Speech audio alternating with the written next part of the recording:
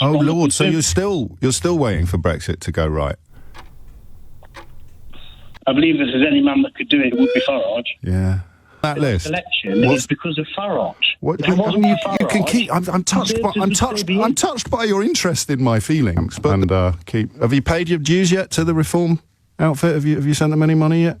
Now, has he paid his dues to Nigel Farage and his PLC? That is Reform. Well, you'll just have to wait and see, won't you? Now, this caller called in on the James O'Brien show on Monday, where he was talking about the mess that the Tories now find themselves, and now with it being conference season for them, he was asking people, when did they actually lose your vote? Well, Joshua rung in, and he has clearly tied his colours to the Reform flag. Or perhaps Joshua in Nottingham does. Joshua, what would you like to say? Well, I personally think it's obvious that the only reason why Labour really got in, the Conservative lost, was because of the Reform Party. And I think the problem is that, people like you think that there's still sides. You think that people still, maybe some people do, but people don't necessarily care about Labour and Conservatives and Reform. They just want, somebody to come up and do what the public want. They don't want... Do you want to take a moment? I mean, the idea that you vote for the people who are going to do what you want, with respect, I don't know that you can come on and tell me that I don't understand that, as if it's some sort of coruscating insight into the nature of democratic mandate. Because you say, why did the Conservatives lose? And it was because the Conservatives were doing absolute shambles. And I voted Conservatives all my life. Right. So at what point did they lose you? Oh, well, you're the one that's come on today and then talked about Liz Truss and talk about, what they did in COVID and all the rest of it. But we're talking about you now. So you voted Conservative all your life. At some point in the last 5 years, you felt that was absolutely not something you'd ever be able to do again. Let's try and work out when that point was. Well, the last year, it was a combination of points. It was probably, COVID, and then... What about COVID, was it? The fact that he was saying one thing and doing the opposite. You mean the parties? The scandals, everything. The day-to-day news that the common man was being fed. So we're back to Johnson then. So Johnson for you was the deal breaker, even though you voted for him in 2019. Yeah, because I thought he was going to, I voted Brexit as well, and I thought we was going to get change, and we didn't. We didn't get any change, and it was... So what did you do? What did you do in 2019? Did you sort of double down? You know, when people are persuaded to hand over their life savings to a scammer on the internet, and then what I never knew, Joshua, was that if the scammer goes back and says, "Oh, just give me the deeds to your house, and we'll finally free up that money," what did you think? I mean, what did you think Johnson was going to do in 2019?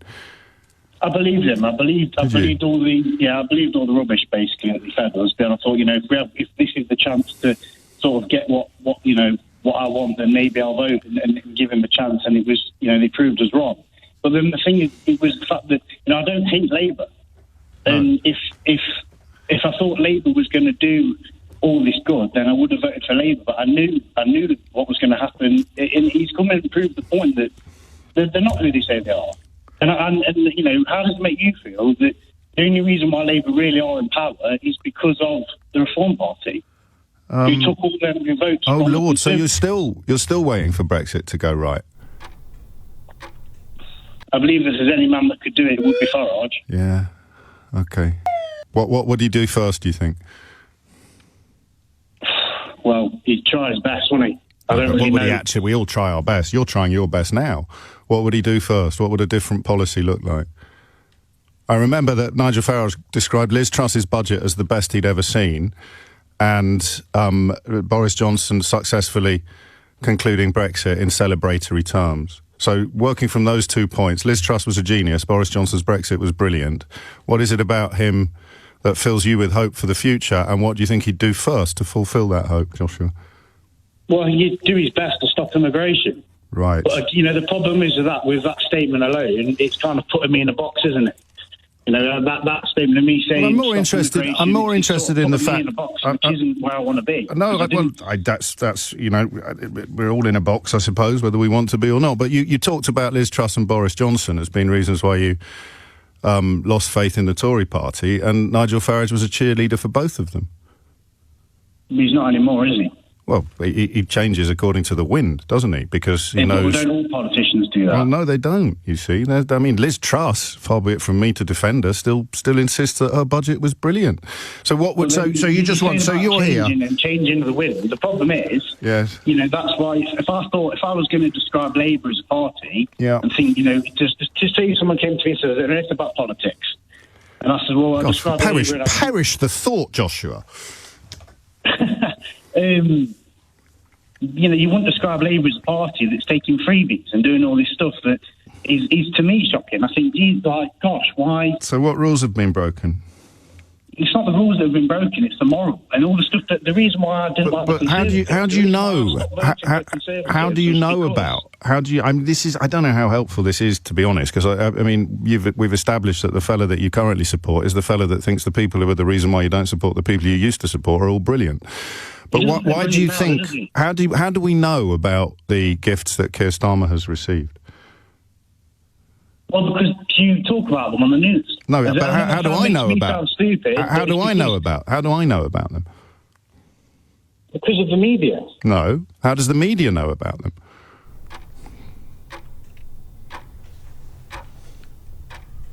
And why are Labour putting legislation if they haven't done it? You can't answer a question with a question. How does the media know about the gifts that Keir Starmer has received? Through their intel, their internal intel. No. I don't understand the question you're asking me. Okay, let me ask it. Let me ask it again. How does anybody know about the gifts that Keir Starmer has received from his parliamentary colleague Wahid Ali? Because they have to be public about it. So he's declared them all. He's declared it all. I understand that. So we got there in the end. Sorry, yeah. So the thing that is wrong and sleazy and immoral is the thing that he told us about, completely openly. Yeah, but people could be completely open about a crime they did. Yeah, but he hasn't. Yes, and that would make them, Joshua, criminals.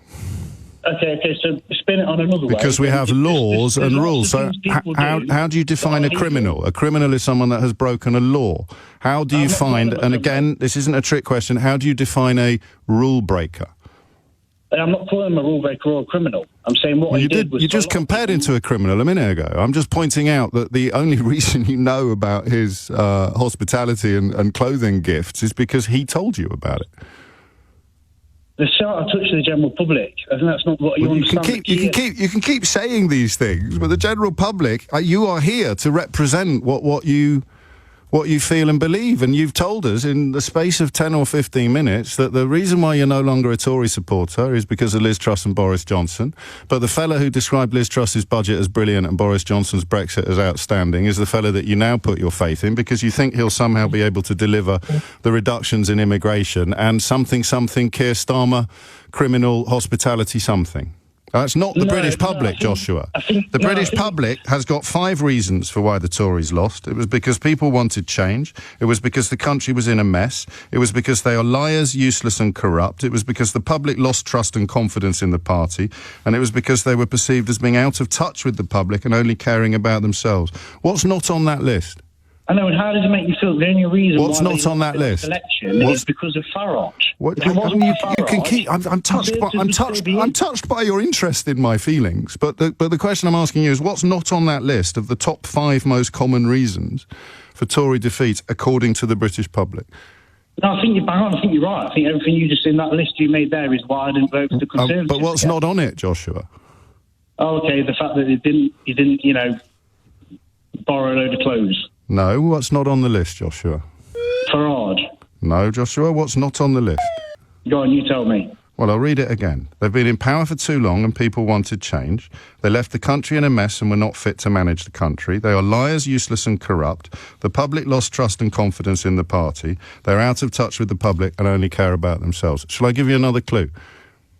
Yeah, go on then. What's the thing you said was the most important issue for you? Immigration, Brexit. Yeah, there it is. It's not on the list. But you keep telling me that I'm out of touch with the British public, champ. And have you paid your dues yet to the Reform outfit? Have you sent them any money yet?